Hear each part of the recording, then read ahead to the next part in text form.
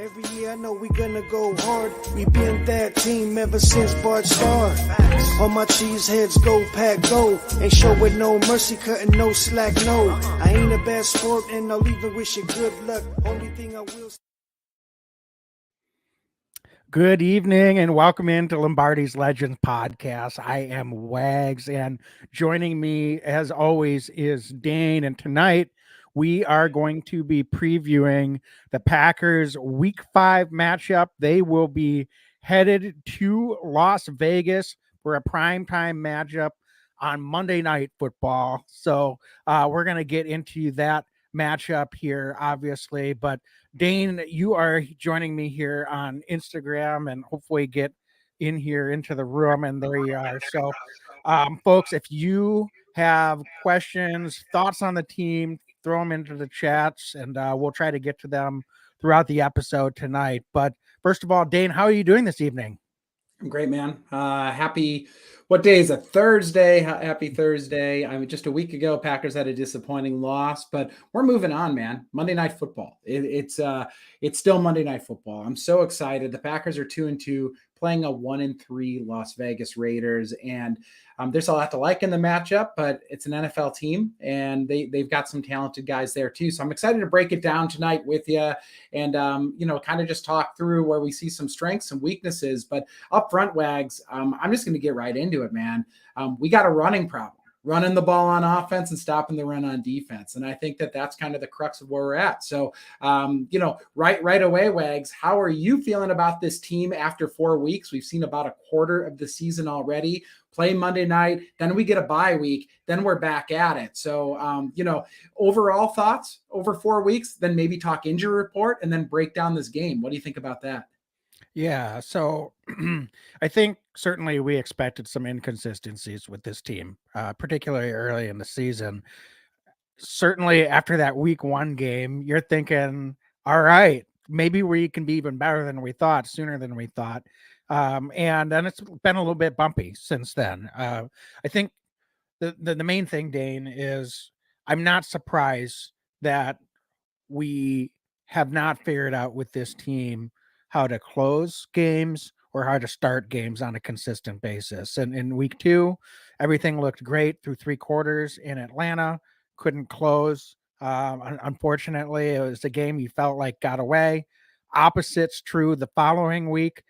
Maybe, nothing's going right for 3 quarters and we make the comeback and steal one. So maybe that evens out a little bit in the grand scheme of things.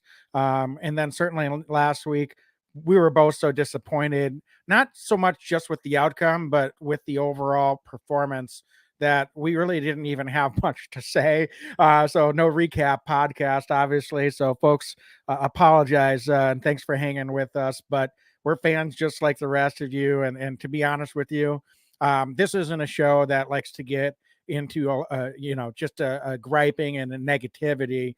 We'll keep it real, but I think if you take a step back 2-2 after the first 4 weeks, based on who we played, maybe you'd like to have gotten to 3-1. I think you circled that last week against the Lions. That would have been a great one, but just did not play well at all. And so you got to give the Lions credit. I think they came out, punched us in the mouth, and just about everything that could have gone wrong in that first half went wrong. So, we could sit here and say, I'll give them credit for not laying down in the second half. Fine. But the reality is, and I'm not going to say this is a young team problem. We just need to be more consistent.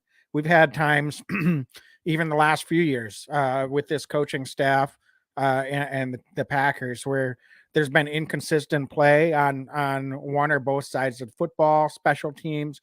So multiple phases of the game where we've seen inconsistency, and that's life in the NFL to a certain extent.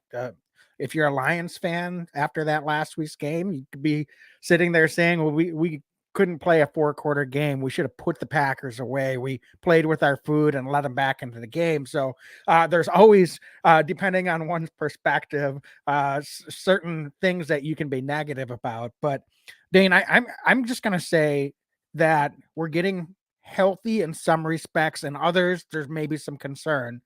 So I'm cautiously optimistic this week that we've got some guys back and maybe more back to full health. Aside from perhaps on the offensive line, which I'm sure we'll get to when we get to the injury report, that I think could have some impact and really help this team. And then certainly with the bye after this week, I think this is coming at a really beneficial time. So I'm not down on this team by any means. I just wish we would have been able to play a little bit of better football game and this past week against the Lions. And certainly it would have been nice to steal that and get to 3-1, but there was never really an opportunity in that game to say we had any chance to win, regardless of the little bit of a comeback in the second half. They never even got it to a 1-score game. So it just is what it is with that one. But how are you feeling overall through the first 4 weeks, Dan?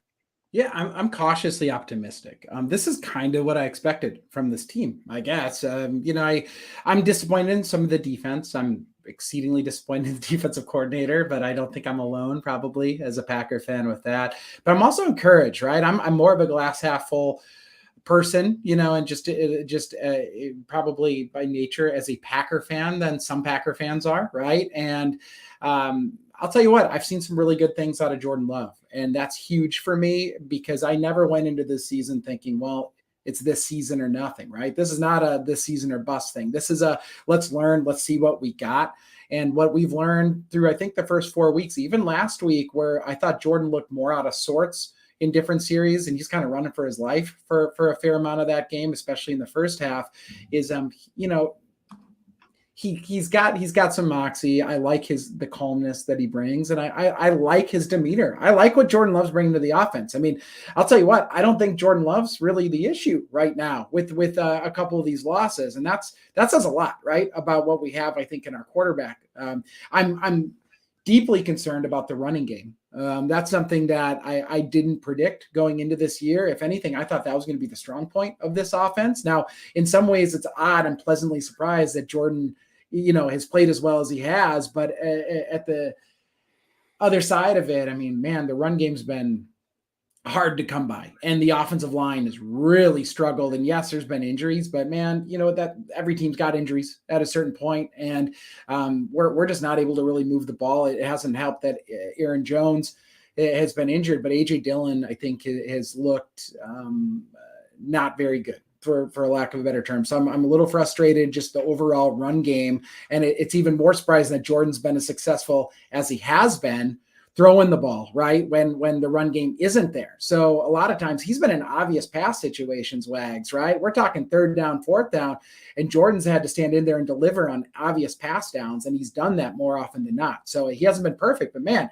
he's been good. The wide receivers, I'm very excited about. Across the board, right?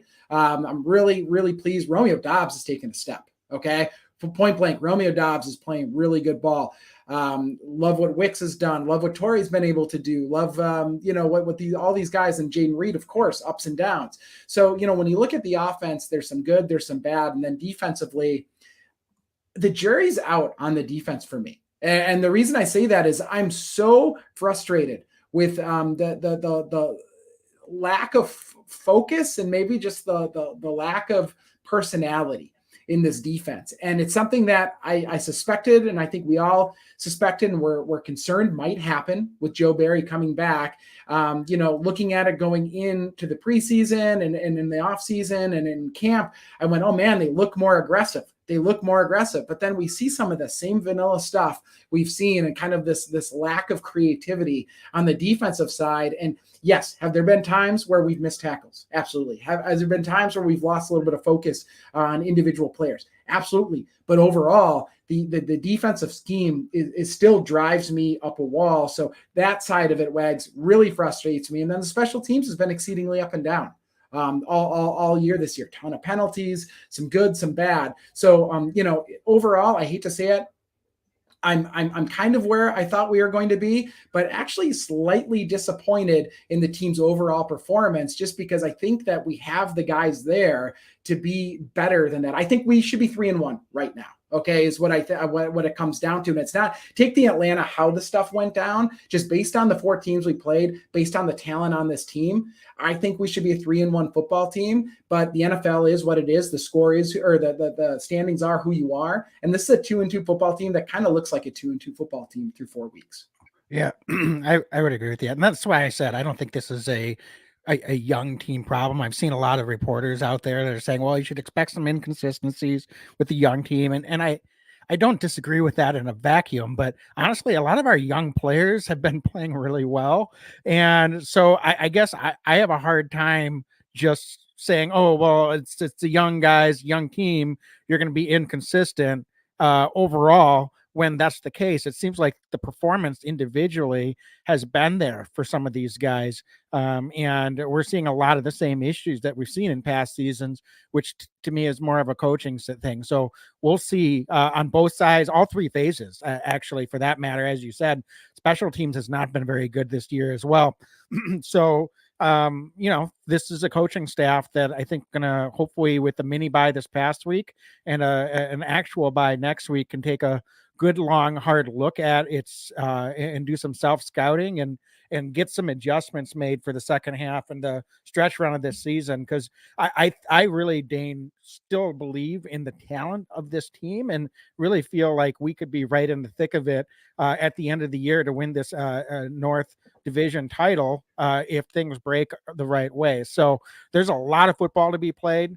Bottom line is it's going to be up to the team to get better every week. So far, I can't say that that's been the case. So I hope we start seeing some progression and getting some things going as well. All right. Well, why don't we get into the preview then this week, Monday night against the Raiders?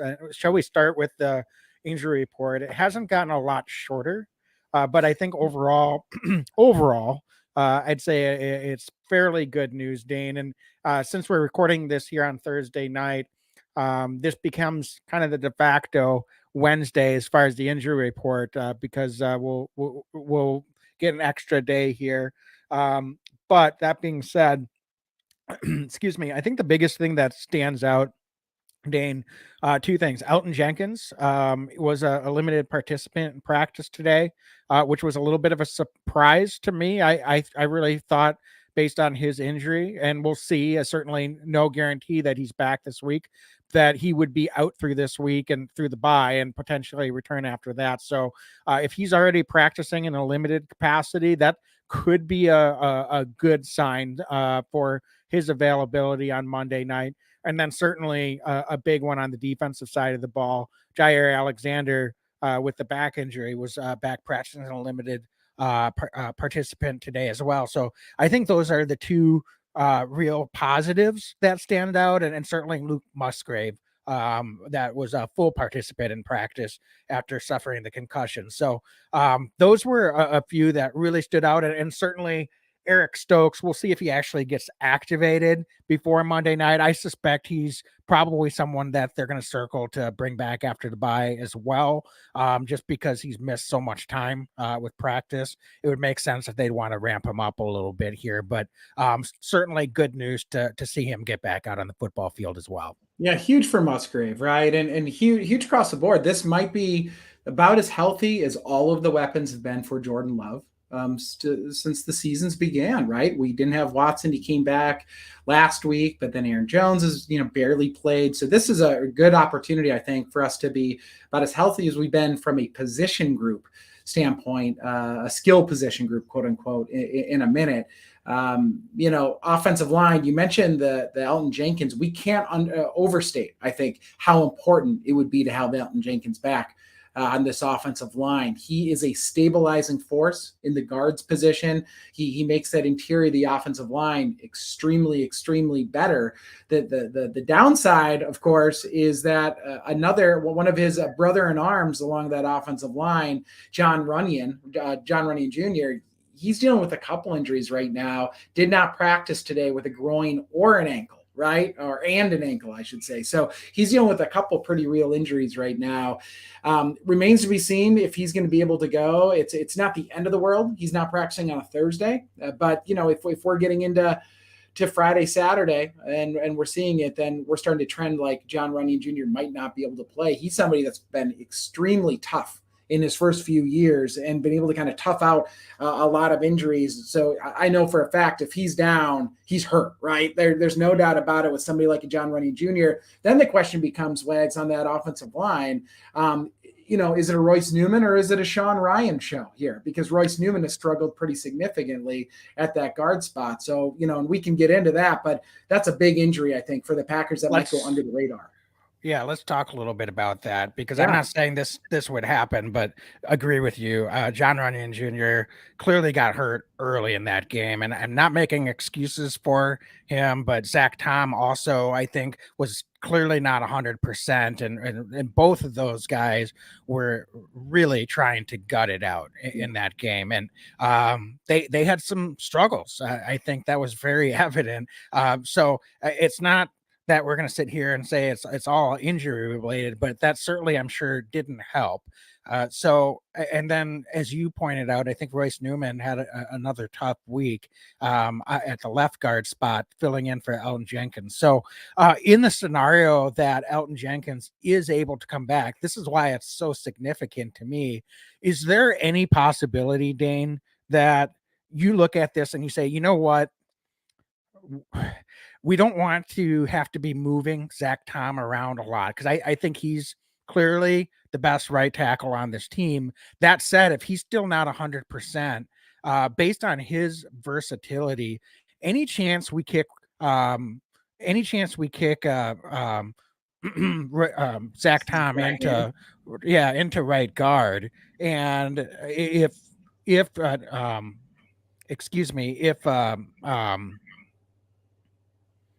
Runyon's not able to go. Thank you. Mm-hmm. And then maybe, certainly you could make the argument either way, whether that's Yosh Nijman at right tackle, or if he's at left tackle, where I think he's a little bit more comfortable, and kick Walker over to right tackle for this week. And then you've got Nijman and Jenkins, on the left side, and Zach Tom and Walker on the right side. I think that's a much stronger offensive line across the board.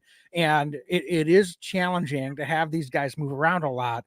But to me, that would really strengthen the interior of the offensive line, rather than going another week and gambling on Royce Newman or a Sean Ryan, who's unproven, hasn't gotten out there and played at all, to see if you're going to make it through another week with one of those guys on the interior of the offensive line. So I'm not saying we'll see that, but I would be really curious, with an extended time for the coaches to really dig into that, if that's something that they could prepare to do if John Runyon Jr. is unable to go on Monday night. Yeah, I mean, I look at this Raiders defense, Wags, and there's one guy I'm worried about. There's one guy on this entire defense, real talk, and it's Max Crosby. That's going to rush the passer. He's the guy that can change a game for the Raiders. I look at everybody else on the man-to-man, like, I just don't see guys where I think our matchups are really good. But if we can't defend Crosby, and Jordan Love's under duress the entire time because of one guy, that's going to be a massive problem. And I'm a big proponent of putting the best five guys out there. And I think Yosh Nijman straight up is better than Royce Newman. I think he's better. So how do you make it work? Zach Tom has proven that he can be flexible. I agree. It's not ideal to be moving Zach Tom around, because I think that his best position is at right tackle. That being said, it's not ideal to have injuries along the offensive line either, right? And at a certain point, we're going to need to have guys out there that can maybe run the ball. I think Yosh can be helpful in the run game as well as the pass game. I mean, there's more to it than just, getting the best five guys out there. But with that comes other opportunities. We've had so much trouble running the ball this year. You're telling me that, we could either have Royce Newman and Elton Jenkins, or we could have Zach Tom and Elton Jenkins at the guards. And still, I think the drop-off is not significant with Yosh Nijman out at tackle. Like, I believe in that offensive line. So, it remains to be seen. It'll be interesting to see what this Packers coaching staff does. They seem to be a little wary of doing that for whatever reason, but I'm a little tired of the Royce Newman experiment at this point. He's had opportunity over a number of years. It's not working in Green Bay, and I hate to be that blunt about it, but it's my honest opinion. I don't think that we're going to see more out of Royce than we have. This is who he is. And, good on him. I think he can play at the NFL level, but I don't need him to be starting 16 games for the Packers this year. I just don't think it's going to be doable.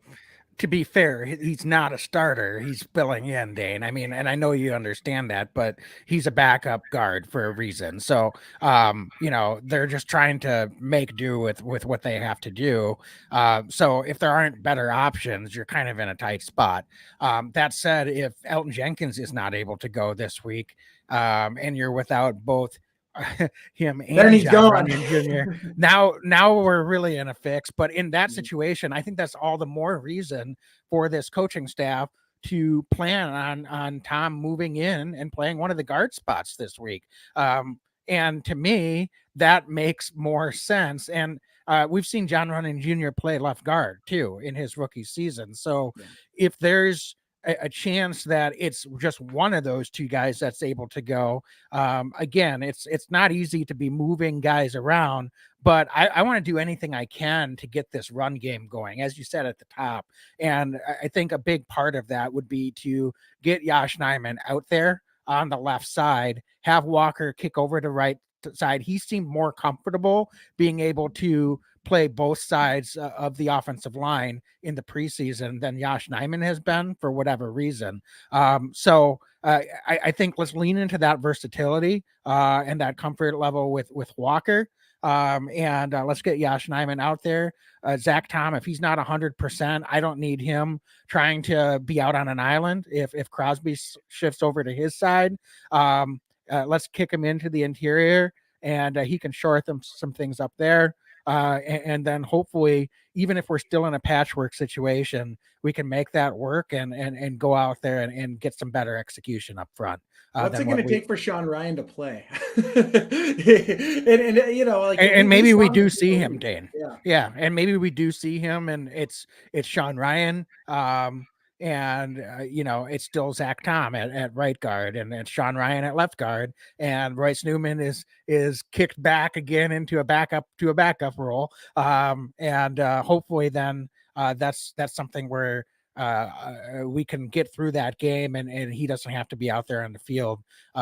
Although I will say, I don't think this poses as much of a matchup disadvantages we had versus Detroit in this Raiders team. You certainly said it. It's a lot easier to game plan for one guy that can be disruptive, and Crosby still might get some pressures or get some opportunities to get after Jordan Love regardless. But it's a whole nother thing when you've got four guys up front that are just manhandling the entire offensive line. There's just not really any way to be able to make adjustments for that. And that's what we saw against Detroit. So we just need to be able to get it to the point where at least if you've got one guy and you need to have some extra blocking or roll the pocket, there's ways to game plan around that. It's a whole nother thing entirely when the whole entire offensive front is a sev and the defensive line is just getting all over the quarterback. So it does need to be adjusted. And I'm confident that is something that this coaching staff has shown an ability to do is to get offensive line play back to a level that they need to, even if it is somewhat patchwork. I mean, heck, Stanovich, the year before he became offensive coordinator, the patchwork that they were doing with him as the offensive line coach was just incredible. And I think a big reason why LaFleur had confidence that he was ready to be in a coordinator position. So if they need to be a little bit more involved with figuring out how to make that work, I'm sure I actually do have confidence that that's one of the things that this offensive coaching staff should be able to do. Wags, a couple other injuries, more on the defensive side of the ball. I think the last two glaring ones from my perspective, Devondre Campbell, I don't think he's going to go Monday night. It sounds like he has a high ankle sprain, said he got it in the start of the Saints game. Don't expect him to go. Hopefully he's back after the bye. And then Rudy Ford, who that one surprised me. It sounds like it's an oblique injury, didn't practice today. Matt LaFleur, who's normally kind of cagey with the injury report, at least sounded some tones of potential optimism that he could go even in a limited fashion to tomorrow's practice. So hopefully, those oblique injuries, some of those soft tissue injuries can be really, really challenging. So hopefully Rudy's back, because he's played really well, I feel like, the last couple of games, especially for this Packers defense. So, it'd be nice to see him back out there and getting those full-time snaps at safety. So those are the last two that really stuck out to me on that injury report. Yeah, certainly. Highest impact on the defense has been Rashawn Gary, especially in his limited snaps. But I think you could make a real solid argument that between Quay Walker and Rudy Ford, those have been the most consistent guys on the defense. Yeah. Aside for that first week for Rudy Ford was not his best game. So, listen, say what you will about the safeties coming into the season. I don't think that's been the biggest problem so far on this Packer defense. So certainly it would be helpful to see Rudy be able to be healthy and back out there as well. So, all right, Dane, on the Raiders side, I'm not sure anything significant stands out. Cornerback Nate Hobbs was not able to practice today with an ankle, and I know Devontae Adams didn't practice, but I think he's most likely going to play with a shoulder injury. He sustained that injury last week, but was able to come back in the game. And by all accounts, he's getting ready and revved up to face his former team this week. So I wouldn't put too much stock into Devontae's status as of tonight. I think we see him out there on Monday night. Yep, and then Garoppolo for them didn't play last week with the concussion, making his way through concussion protocols now. Expect him to play. So I don't think we're going to get the 4th-round rookie from Purdue. I think we're going to get Jimmy Garoppolo, who injury prone in his career, but when he plays, he can make some throws. So he's definitely more dangerous than the young man who played last week. So those are the big ones there. And Wags, what do you think? Do we want to talk Packers D or Packers offense first to start this off? Man, let's get right into defense first this week. And I'm kind of curious, where do we start? We shared our overall thoughts on the season so far at the top. But I almost feel like we need to, just more broadly speaking, just touch on what can we do in order to have a more consistent performance across 4 quarters, not just maybe from a game planning perspective, Dane, but what are some of the keys you'd like to see this defense do in order to just get that more consistent level of performance starting this week against the Raiders? Well, it's funny you asked that. I saw Rasul Douglas said that the coaching staff gave them homework over the kind of this extended, not really a bye, whatever this is, to talk about like what's one thing that they think they could do better individually. And I kind of like that, actually, because I wish we could hear what they had to say on that one, because I think it helps visualize, what are we doing wrong, right, individually. And I think there's some accountability that goes into what's going on there. So I actually really like what the coaching staff did there. It sounds elementary, but sometimes with pro athletes, it's actually, I think, important. There's some, internal looks there. Schematically, like, I would love for them to, seemingly game plan for their opponents a little bit more. I'm tired of the 2 down lineman front. That doesn't seem to stop the run. Teams are going to continue to run on the Packers as long as you put 2 down linemen on there. I think that's pretty obvious. So that's the first thing that I see there. I also see lapses in focus from the team, and I see that in missed tackles. I see that in kind of overrunning plays. I see that. We saw some blown coverages yet again, Wags. I thought this last week, some wide open players that should not be wide open, some miscommunication, and that's where I'm puzzled. I think maybe more than anywhere, where I scratch my head is we're X number of years now into the Joe Barry experience, and most of the guys playing defense that I saw miscommunication, it was in the defensive backfield, is with guys that have played for a number of years together, right? And this is an NFL, in this league. There's more consistency on some of the guys on this defense than in a lot of defenses in this league that are performing better. So I'm not sure what's going on there at this point. I wish I could just put my finger on one thing. But I really do think it starts with coaching, and I hate to say that, but I mean that. I think it has to do with coaching. I think Joe Barry is legitimately overmatched as a defensive coordinator, and week to week, I just don't have the faith that he's going to put the guys in the right position to make a play, because I think we have enough talent on this defense. Well, okay, I don't disagree with any of that, Dane, but I guess my question is how does that solve for the now? Because Joe Barry, I don't think is getting fired right Not now. fired. I mean, maybe he'll get fired in season, but I'm not sure how that necessarily fixes the problems of this defense. Unfortunately, it solves it scratches an itch. I think the fan base all wants him gone, and I understand why, but at the same time, that's something that should have or needs to be addressed in an off season, and you get an actual defensive coordinator in there. I don't see anyone on this staff that I'm looking at and saying, oh, that guy's ready to step up and lead this defense. So more granularly, I think. Yeah. And go ahead, you're going to comment on that. Well, David. I mean, if I'm looking at it, if you're saying put your defensive coordinator cap on, first of all, not a great idea. Sorry, Packers fans. Second of all, I think it's try to do one thing well.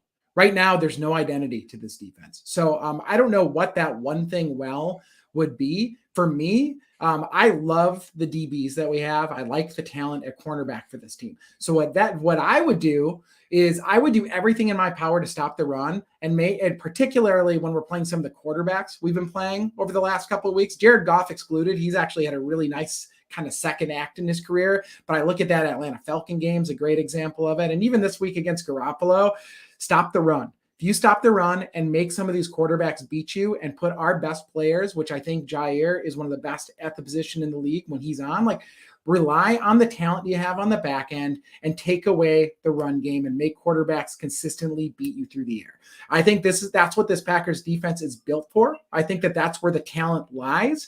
But when we're playing these two down linemen and these weak fronts, all we're doing is inviting the run game, and then the play action's happening, and we're putting our DBs and our most talented guys on an island. So I think that if I had to pick one thing, it's do one thing well, and that's put an extra guy in the box, do everything you can to stop the run, at least 3 guys with their hand in the dirt, and kind of get back, quit being cute, get back to, kind of that very simplistic football where it's like, okay, we're going to do that. We're going to stop the run. Now you got to pass and beat us. That's what I would do.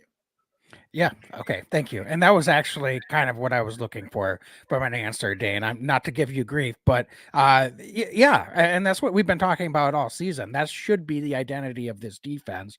As crazy as it is to say, yeah, they're built to stop the pass, but make teams have to pass. And I think that plays into the strength. We've got the guys to also pass rush. So we've got a strong secondary, and I think we've got good pass rushers up front in those situations. Unfortunately, when you're allowing the other team to get 5-6 yards on first and second down, they're either getting first downs without having to get into a third down situation, or it's 3rd and 1 to 3rd and 3, kind of in terms of a down and distance. And that opens up the entire playbook. And that's just a tough down and distance to try to stop in the National Football League. So from that perspective, it's really about playing better on first and second down, winning those downs to force teams into more 3rd and long situations. And I'm not saying every drive. There's no way you're going to stop every team, every drive, certainly. But 50% of the drives, Dane, could we get into more situations where these teams are in 3rd and long, and that obviously plays into the defense's advantage, particularly this type of defense and the way that it's built. So fully agree with you there. And then as far as this week against the Raiders, they're only averaging 3 yards a carry so far on the season. So if we can't stop the run this week, I don't know if we ever will. Dane, I do ask you, as much as I was saying Joe Barry is that firing him doesn't solve the problem, if they can't rise to the occasion this week and stop the run this week against the Raiders, is that a situation where the team flies home and Joe Barry's left in the tarmac, and we're finally parting ways with him as the defensive coordinator. It's the old adage, one way or another, this darkness has got to give, and that's with the Packers' inability to stop the run and the Raiders' inability to run the ball. Right, one this week, something's going to have to give, and I hope for Joe Barry's sake, or frankly our sake, I hope for our sake that he doesn't see this as an open invitation to continue with a 2-down lineman set. Why not just take it away? We saw this week, because I hear you, Wags, and yes, perhaps that this could be a fireable offense, right? If Jacobs just runs all over the Packers defense on Monday Night Football after we know how poor they've been at running the ball all year. I don't know what else Joe Barry has to do to lose his job, because that can't happen, right? And as bad as we've been, we're in the bottom 5 in stopping the run in the National Football League right now. With Kenny Clark on this defense, with some of these young guys on it makes no sense. It makes me mad to say that. There's too much talent, and those guys are giving their all. I'm watching them, right? They're putting in the work, but they're put in positions to lose. So this is the week they need to stop the run just to get something going into the bye week. All right, beautiful. So let's talk about the pass game for the Raiders, and certainly Jimmy Garoppolo. We do expect him to go. I'm actually a little higher on Aiden O'Connell than it sounds like you were in his performance last week. Not eye-popping numbers, but I think that kid can probably ball a little bit. So I don't think we've heard the last of him moving forward. But if we expect Garoppolo to be out there, he's someone that I think as Packer fans we're fairly well acquainted with, certainly more so from his time with the 49ers. And so, Dane, he's got some good weapons to work with in the pass game. Obviously, it starts with Devontae Adams, but beyond that, Jacoby Myers is coming over from New England, and he's had a pretty solid start to his career with Las Vegas so far. Hunter Renfrow had a huge season last year. Has been a little bit quieter so far this year, but certainly is a guy that's proven to be very capable in this league. Austin Hooper, not an amazing tight end, but he is certainly, I would say, above average or capable as a pass receiver. Maybe not the most dangerous wide receiver core or pass catchers that we'll be facing, but certainly some guys that can get the job done. And Garoppolo, I think, is someone that if he gets a rhythm, we've seen he's able to make all the throws, especially in that short and intermediate range. And so with these guys being really precise in the way that they run the routes, they're going to be able to try to force some mismatches based on the personnel groups that they roll out there. So, Dane, what are your thoughts particularly? Why don't we start with potentially this matchup if Jair matches up majority of his time on Devontae Adams? I think that's going to be a lot of fun to watch, and certainly potentially a big battle between those two. I mean, and could it be any other way? They have to match up together. Jair's playing. Okay. I'm just going to say Jair's playing. He's up for this game. I think we're going to see an epic battle. Yeah. Devontae Adams got the shoulder. He's playing too. Those guys are going to play. Devontae wants to stick it to the old team. He's an absolute competitor, and Jair Alexander wants to be able to talk smack until the end of time to Devontae Adams. That's what this comes down to. I think largely, it's going to be really fun to watch. I think it's going to be an epic performance. Jair said to the reporters, he said, listen, he wants him. He wants to be on him this game. And I think that's how it should be. Let's not get cute. Let's keep it simple. I think we're watching two of the most premier players at their positions in the National Football League going at it head to head. Both are going to be extremely motivated. So I think it's almost as simple as that, Wags. And in the NFL, it's never quite that simple, right? The Packers are going to give some extra help to Jair. They're going to give some cover over the top. I expect a heavy dose of other guys helping out. Darnell Savage probably over the top. Rudy Ford if he's able to go. Otherwise, it can be Jonathan Owens. But all said and done, I want to see Jair up there jamming at the line of scrimmage. I want him to be physical about Devontae. Yeah, Devontae can take you deep, but his bread and butter is those slants as well, right? So I think it's muddying the water and trying to create as much havoc in the middle of the field for this by the Packers as well as they possibly can. And we might even see Jair in the slot a little bit this week because Devontae eats all over the field. So that's what makes it so interesting. But of all weeks that we want to see Jair on the guy, and I think we both at times called for him to just take on the number one wide receiver. This is a huge week, and I think it's a real opportunity for both of them to shine. But I want to see Jair step up and do his thing. It's as simple as that. It really is for me. Yeah, absolutely. And certainly another guy that's facing his former team is Kayshawn Nixon.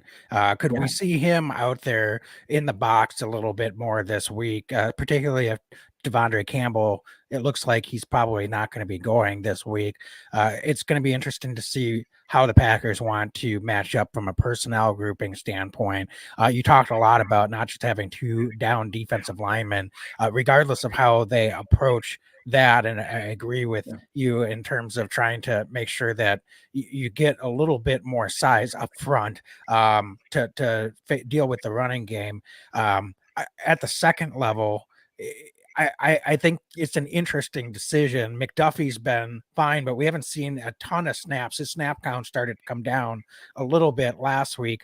So Kayshawn Nixon could be someone that could be getting in line for more snaps. And certainly I think could be eligible to be rotating around with some of the different looks that this Packer defense wants to throw out there. I think Darnell Savage also could be someone that they try to bring up closer to the line of scrimmage a little bit more. He seems to be more comfortable lining up close to the line of scrimmage than he does trying to make a break from deeper in his alignment. He seems to have some struggles where he'll overrun some plays and just not get the best angles because he's trying to press down so quick. I mean, dude's fast, but he seems to have more of a comfort level when he's playing within 5, 6, 7 yards of the line of scrimmage versus 12 to 15 yards deep in terms of the run game support in particular. So those could be some adjustments that, Dane, we could see in addition to maybe having a third down defensive lineman in more of these personnel groupings. But I think the Raiders with Josh McDaniels on offense, I would not be surprised if we continue to see the Raiders and more offenses roll out there with a lot of 12 personnel and make the Packers come out and figure out a way how they want to line up against that personnel, because we've seen the Packers go light, as you just referenced,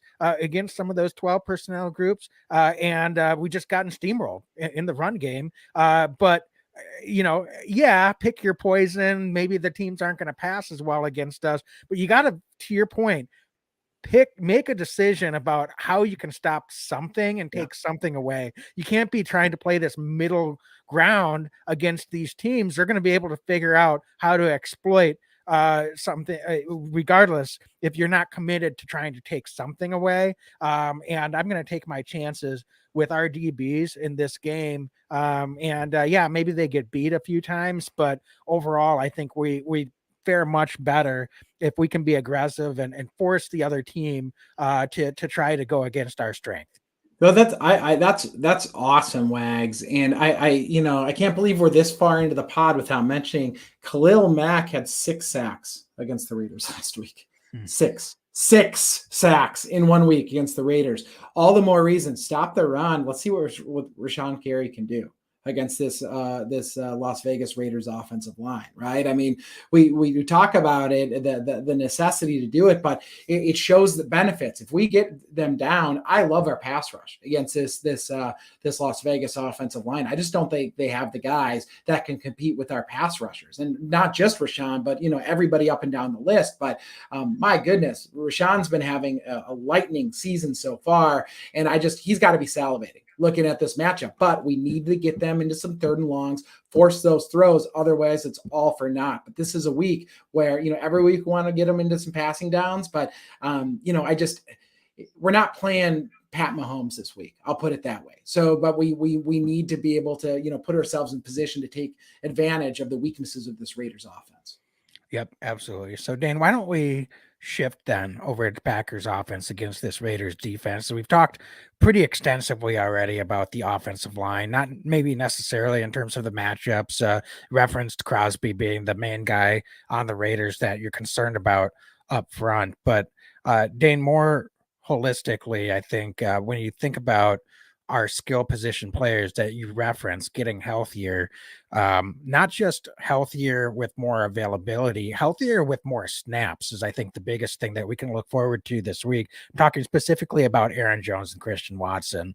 I expect them to get a much healthier dose of snaps this week. And it's something that could have a big impact on this run game if Aaron Jones is not as much on a snap count this week as he was against the Lions, and certainly missing that Saints game had some impact on the run game as well. But I'd be curious, Dane, what your thoughts are in terms of how we can unlock Aaron Jones to his full potential early in the game, instead of waiting until the second half seemingly to try to figure out either coming from behind or, kind of playing with our food like we did with the Bears in the first week, and get Aaron Jones a rhythm. And that potentially can get this offense going and getting more consistency right off the bat in this first half. Yeah, I mean, it starts with just getting some touches early in the game. I think the Packers last week came out with just a ton of, the first couple series, they didn't run the ball once. They didn't even try to set the tone running the ball at home, which I was shocked by. I'm just shocked. So I think it's there is just getting the ball in his hands. Yeah, they're on the road. Yeah, it's going to be loud. All the more reason we need to run the ball. I want to take them out. I want to take that crowd out of the game, right? I want to make it quiet. I want to be your pin drop, and you can do that by kind of running the ball earlier, at least showing the ability or the interest in running. But if you're not showing even the interest or the inclination to run early in the game, you're allowing yourself to become one dimensional. You're kind of playing yourself. So I'd like to just start that way. And listen, Aaron Jones doesn't need to get 6 carries on the first series, right? But it'd sure be nice to just see him on that first series get at least a touch, get going, maybe a short pass, just find ways to get the ball in his hands and try to make a guy miss. He has the ability. He's the only guy that has proven time and again.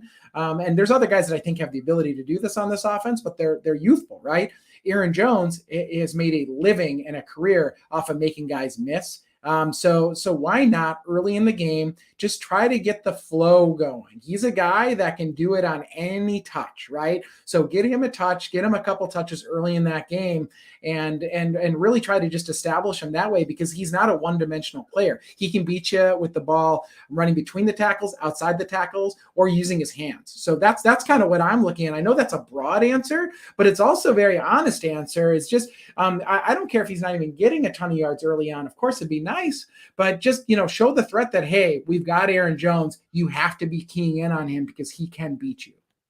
Yeah, absolutely. So I think one of the things that, talking about Christian Watson then and transitioning over to him, the Raiders have shown that they can be susceptible to the deep ball. So this would be a great week to unleash Christian Watson from that perspective. But also, I just think in terms of his ability to get the ball on some motions and jet sweeps, we've certainly seen Jaden Reed take that responsibility in Christian Watson's absence, and frankly, look pretty good with it. So I'm all for a Jaden Reed touches, that, Dane. But if we can stretch this Raiders defense both horizontally and vertically, that's what you want to do in this league, because then that can just open up so many things, both in the run and the pass game. Yeah, and Wags, I want to ask you about that, talking about Watson and mentioned Jaden. Who on this, do you have the Raiders depth chart up by any chance? Who on this defense worries you? And like genuinely, and I'm not trying to be a jerk on this, but like against this Packers, like which DB do you think is going to give this Packers fits? Well, I mean, they've got some veteran guys. Marcus Peters has been around for a while. I believe Marcus Epps is not a big name, but he's been in this league for a few years.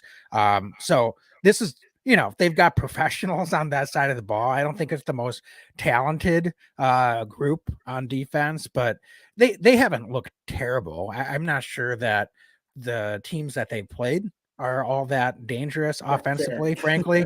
They faced the Broncos and the Steelers in two of the games, and those two teams have just not looked very good, especially on the offensive side of the ball. Uh, that's hard to judge to a certain extent. The Chargers, say what you will, a good offensive team. They held them to 24 points last week. So I don't think they're going to, have gaping holes on this defense. But can we move the ball on them? Can we create mismatches? Absolutely. I think the speed that we have, if we can unlock and get a fuller complement of snaps from Christian Watson and Aaron Jones and figure out a way to get them involved early in this game, get some first downs, get some rhythm offensively, get that Raiders defense off balance. That's what's going to give this Packers offense more confident to go out there and put some more points on the scoreboard early in this game. And frankly, that's the formula. Say what you will about the giving up the lead against the Falcons.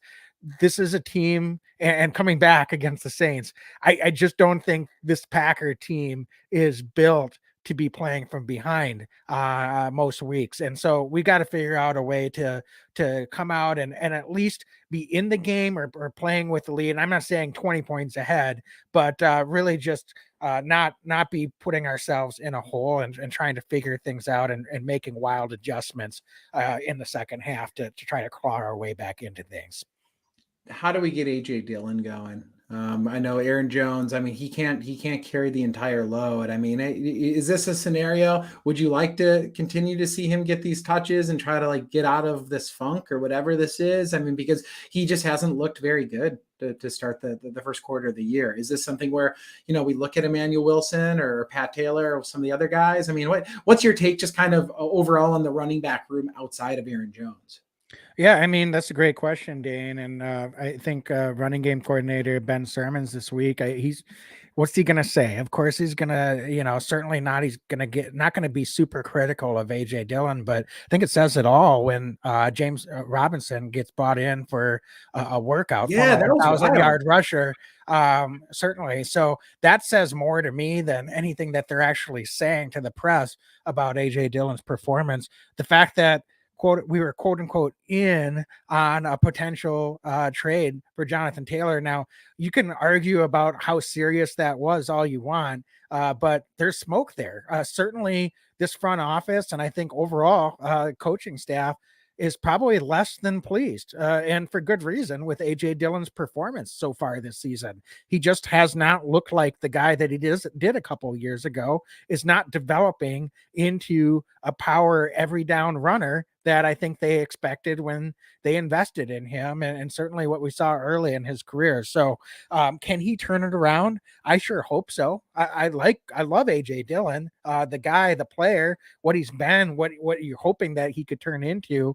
But unfortunately, things just are not really trending in a positive direction in terms of his performance out there on the football field. So how to get him going? I think the best way to get AJ Dillon going, honestly, is to give him fewer touches. Give Aaron Jones more touches. Get this running game overall going. There has been no success in the run game, and the best way to get success in the run game is to give your best player, and not just best running back, best offensive player, more touches, and that can give a little bit of a snowball rolling downhill effect, get the overall offense and run game going a little bit, wear down the defense a little bit more. And then that's where AJ Dillon can come in. And that's really where his bread is buttered.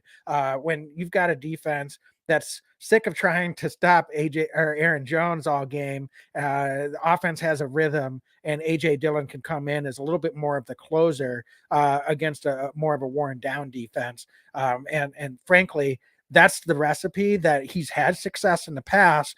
So I don't see how that changes necessarily until we're able to get more success early in games in the run game overall.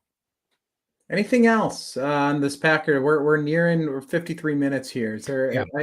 other than predictions? We love doing our predictions. We love talking about the Leap Spirits players. So what are you thinking? Before we do that, you mentioned special teams struggling. Is there anything this week? Another former Raider was Rich Bisaccia. Certainly was on the Raiders staff a few years ago. Was the interim head coach. Actually did pretty well there as an interim head coach, but not the best performance in special teams so far this year. Certainly up and down. It's been a nice surprise to see Carlson doing so well and in his accuracy and in extra points and field goals so far this season after all of the concern we had in the preseason. But coverages just have not been good. Return games, not very good, especially in the kick return game. I think in the punt return, we've had a couple of nice returns with Jaden Reed, but even that's disappeared a little bit the last 2 weeks. So what can we do, Dane, this week to turn that around? I think it starts with cleaning up, not getting so many darn penalties on special teams. That's just unacceptable to me. But anything else that you're really looking at to maybe get a little bit of a jolt with our special teams, both in coverages and in return game? I mean, you said it on the penalties are just that's number one because some of these penalties the Packers would have had some fairly decent field position, but one holding penalty and you're getting pushed back another 10 yards. And we watched the Packers go from should have been on the 30 and instead they're on the 20, and that's a huge change, right? Some of these holds, like it's too much. We've seen 15-yard penalties, we've seen 10, but it's just too much. So that's number one is you just don't need to be going. You don't need to give an NFL punter an extra 10 yards, right? Or an extra 15 yards. And we've seen that time and time again here this year. So that's number one, just sloppy, which I don't quite understand how that's happening. It seems like they've regressed on that a little bit from last year. Outside of that, I've seen, it looks like we've kind of haven't been able to get off blocks quite the same way. Some of our gunners have gotten jammed up a little bit on some of our coverage units. We obviously gave up a touchdown a couple weeks ago. So I don't know if I have any specifics, Wags, because it's not like it's a one phase issue. It looks like it's kind of across the board issue with a number of phases on the special team. So I don't think there's a magic bullet here. I really don't. I hope that whatever it is, Coach Bisaccia is able to kind of clean it up a little bit. I know that's broad, but it's hard, right? When the kick return looks uninspired, the punt return's not quite there. The coverage units aren't quite, everything just looks a little bit in slow motion at times. Somebody seems to be out of position. And maybe there's a breakdown with one guy 1 week, breakdown with somebody else the next snap. So it's hard for me to get my arms around exactly what the problem is, other than there is a fundamental problem we've seen through the first quarter of the year. Are you telling Keyshawn Nixon to stop returning when he catches it 9 yards deep in the end zone? Or are you okay just giving him more bites at the apple until he hits on one? I'm not okay with it. I think that there's a time and place for everything. And, I think that after a while, it's not unheard of for guys to press. I get K9 wants to take one back. He was so electric last year. I get it. That said, what's best for the team playing and play out. If we're getting it consistently at the 25-yard line, I can live with that. Every yard matters in this league, especially with a young offense that's kind of having their up and downs, and we're not running the ball. If we were talking about a team, Wags, that was a couple of years ago, that had Super Bowl aspirations, we could get out from under that. But I don't love the constantly playing from just a few yards behind, seemingly on a ton of returns. It hasn't been fruitful enough. I think the risk reward's not there for me right now. I'd like to just see him take a couple of them that kind of fall in his lap and get those returns. And I get the argument for, hey, give him more opportunity. I get it. He's electric with the ball in his hands, but I'm also fine taking it at the 25 instead of taking it at the 18. I'm good with keeping those extra 7 yards. Yeah. And I mean, if you look across the league, number one kick return team in the league is at, between 34 35 yards. So even if K9 was leading the league in kickoff returns, pulling it from 9 yards deep in the end zone, not that that's happening every time, Right. but Dane, I mean, you're really on average just getting to the 25, even if you're Right. leading the league in kickoff returns. So I think from that perspective, we need to, it's similar to the AJ Dillon thing. Let's stop pressing, and maybe less is more in certain circumstances. So, Yeah. beautiful. Well, I think it's time. We've been rambling long enough here. Let's get into our Leap Spirits, X Factors, and score predictions of the week. Of course, Leap Spirits, all the brands, Leap and Lemonade, Leap Vodka. Check them out. Perfect for tailgating, pregame, postgame celebrations. Hopefully, crossing our fingers here this week. So we're really happy to offer Leap Spirits as our sponsor as we get into the X Factor prediction. So Dane, offensive side of the ball, who is your X Factor? Who are you circling this week as the guy that really could have the biggest single impact, either positively or negatively, as an X Factor this week? My X Factors is going to be Christian Watson, Wags, coming back off the injury. Last week, kind of got his legs under him a little bit. This week, against defensive backs in Las Vegas that I think are exploitable, and I think last week was kind of the trial run for Christian Watson. It's got to be hard coming back from that soft tissue injury. But another week stronger, I think. And I see real ability for him to help stretch the field for Jordan Love in this offense. And it doesn't mean that Christian Watson's the guy that's getting every catch, right? But just him being out there can put enough stress on a defense that it's going to open up opportunities for some of the other guys in the wideout position, and Musgrave at tight end, and heck, even the running game, right? So I like it across the board. I really like the matchup. I think this is a big hit week if you're Christian Watson. I think Jordan Love has been itching to get Christian the ball, and this is a good chance, especially on Monday Night Football, kind of a, hey, welcome to the national stage moment for a lot of these guys. And this is just a good week. Love the matchup. So I think Christian Watson is my Leaf Spirits X Factor on the offensive side this week. Yeah, I think that's a really good pick. And in some ways, I'm going to be confirming it by my selection. And based on my reasoning, I'm going to go with Luke Musgrave this week. I think Christian Watson and Aaron Jones are two guys that can really open up a lot of opportunities to take focus away from some of these other young players. Jaden Reed, Luke Musgrave have looked awful good in their opportunities, even with the limited number of snaps that Christian Watson and Aaron Jones have been out there through 4 weeks this season.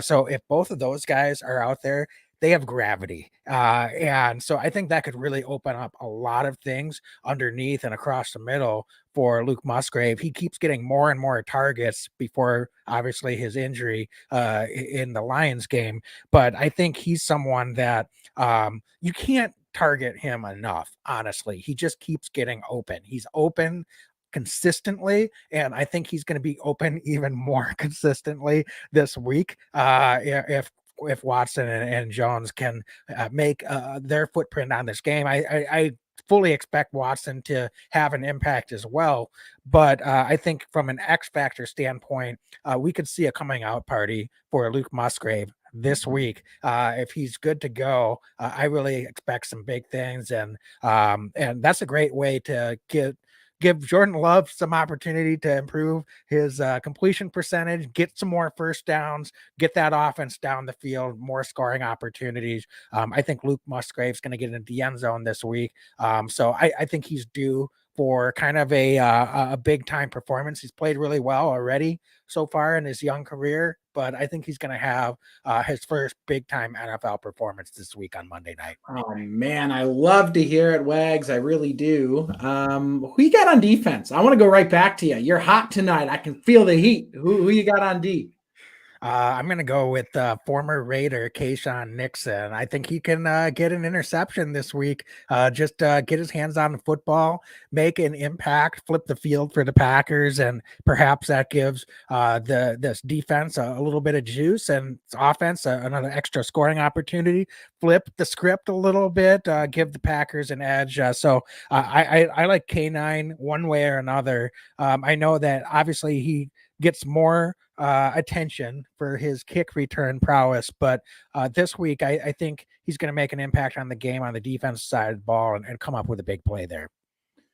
Wags, my Leap Spirits defensive player, I'm going to kind of break the rule. I'm going with a star, but how couldn't it not be Jair Alexander if he's matching up against Davante Adams, right? We had the same idea, right? It's going to be DBs, I think, against this Raiders offense, but Jair one-on-one against Davante Adams. If Jair can keep Davante under 100, I love our chances, right? Davante is, I don't know how, by the way, Davante Adams is playing as good now as he's ever played.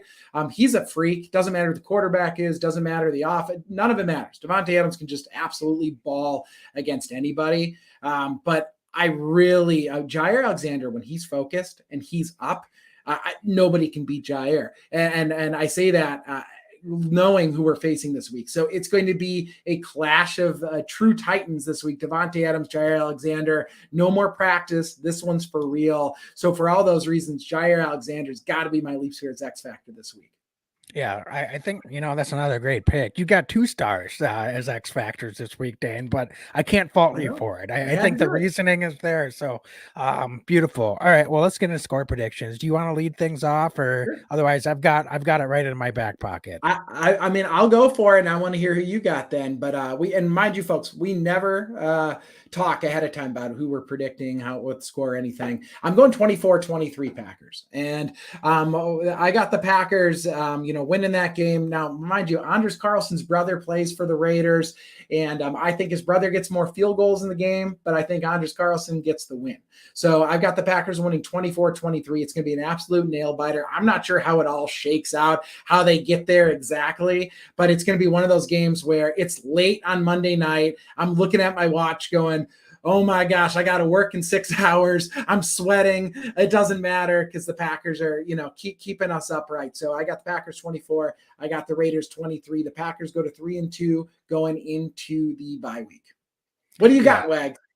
Dane, I mean, I'll tell you what, after last week, I would take that outcome no matter how it has to happen. If we're playing a good game, we're in the game and we can win it at the end.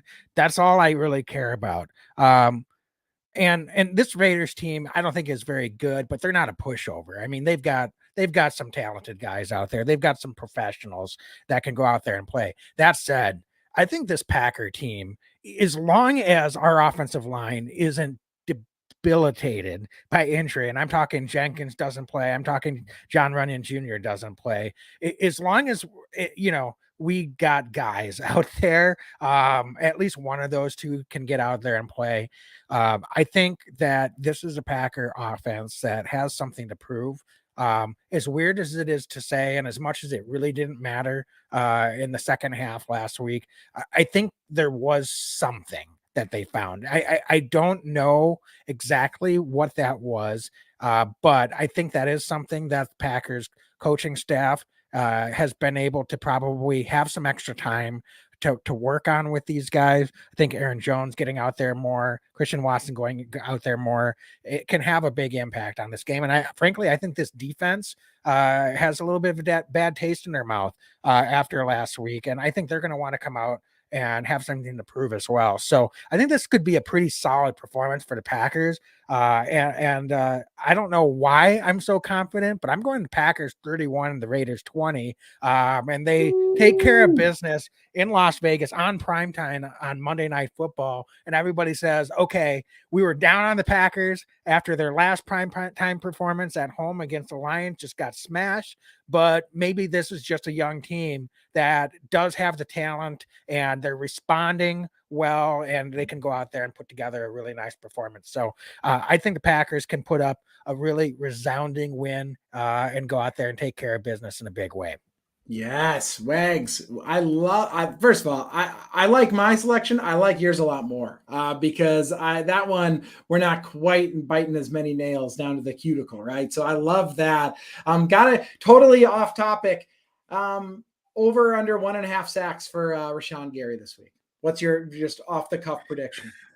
Oh, dude, I'm gonna have to take the over on that. I think he can get a couple of sacks this week. Why not? I mean, you know, yeah, let's get after it, man. I think that's talking about more snaps for Christian Watson and Aaron Jones this week. I think Rashawn Gary could be in line for by far the biggest number of snaps that he's had all season this week after getting a little bit of an extended break there. So it's been ramping up every week, but yeah, Rashawn. Well, as long as we can actually stop the run, Dan, Rashawn, I have full confidence that he can maximize his pass rush opportunities. Man, this is fun. It's so good.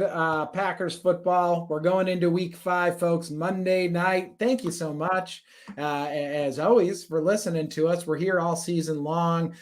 So it's a big game, Wags. And then we're going into the bye week already. So anything else you want to add before we wrap this thing up tonight?